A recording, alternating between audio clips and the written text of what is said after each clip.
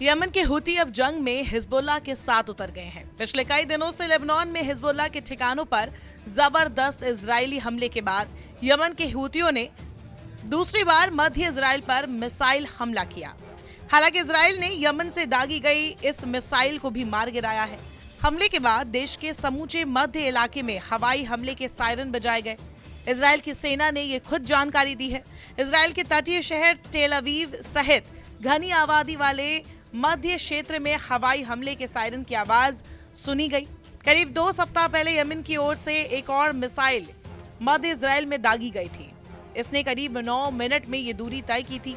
Hamas के हमले के बाद 7 अक्टूबर को गजा पर इजराइल के जवाबी हमलों की शुरुआत के बाद से ही यमन में बसे हुती विद्रोहियों ने इजराइल की ओर कई मिसाइल और ड्रोन छोड़े हैं। हुती यमन के अल्पसंख्यक शिया जैदी समुदाय का एक हथियारबंद समूह है। इस समुदाय ने 1990 के दशक में तत्कालीन राष्ट्रपति अली अब्दुल्लाह सालेह के कथित भ्रष्टाचार से लड़ने के लिए समूह का गठन किया था। उनका नाम उनके अभियान के संस्थापक हुसैन अल हुती के नाम पर पड़ा है।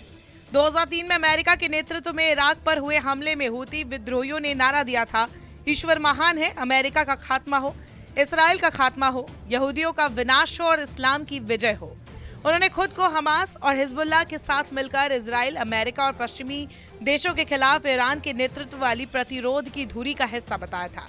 बताया जाता है कि हिजबुल्लाह और ईरान हुती संगठन को ट्रेनिंग से लेकर हथियारों तक में मदद करते हैं। दूसरी तरफ इजराइल के प्रधानमंत्री बेंजामिन नेतन्याहू ने संकल्प जताया है कि हिजबुल्लाह के खिलाफ पूरी ताकत से हमले तब तक जारी रहेंगे जब तक कि वो सीमा पार से रॉकेट दागना बंद नहीं कर देता।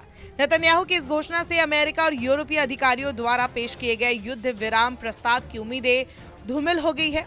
संयुक्त राष्ट्र महासभा की वार्षिक बैठक में भाग लेने के लिए न्यूयॉर्क पहुंचे नेतन्याहू ने कहा, इजराइल की नीति स्पष्ट है, हमने पूरी ताकत से हिजबुल्लाह पर हमले करना जारी रखा है और हम तब तक नहीं रुकेंगे जब तक हम अपने सभी लक्ष्यों को हासिल नहीं कर लेते, जिसमें से सबसे प्रमुख लक्ष्य उत्तरी क्षेत्र के निवासियों की सुरक्षित अपने घरों में वापसी कराना है।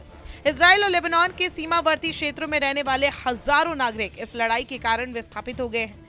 हिजबुल्लाह के ठिकानों पर इजराइल के हमले तेज करने के कारण इस सप्ताह लेबनान में 600 से ज्यादा जानें चली गई। इजराइल का कहना है कि वो हिजबुल्लाह की सैन्य ठिकानों को निशाना बना रहा है। इजराइल के नेताओं का कहना है कि वो समूह के सीमा पार हमलों को रोकने के लिए दृढ़ है। हालांकि इजराइल भी चारों तरफ से दुश्मनों से घिरा हुआ है, चाहे हिजबुल्लाह हो या हुती या फिर ईरान हो या फिर हमास संगठन। ऐसे में इजराइल के लिए इस जंग में पाने के साथ साथ खोने के लिए भी बहुत कुछ है। नमस्कार, मैं हूं मानक गुप्ता। अगर आपको हमारा ये वीडियो पसंद आया हो तो इसे लाइक और शेयर जरूर करें और हाँ, हमें सब्सक्राइब और फॉलो करना ना भूलें ताकि आप देश और दुनिया की कोई खबर मिस ना करें। तो जुड़े रहिए हमारे साथ और देखते रहिए न्यूज़ 24।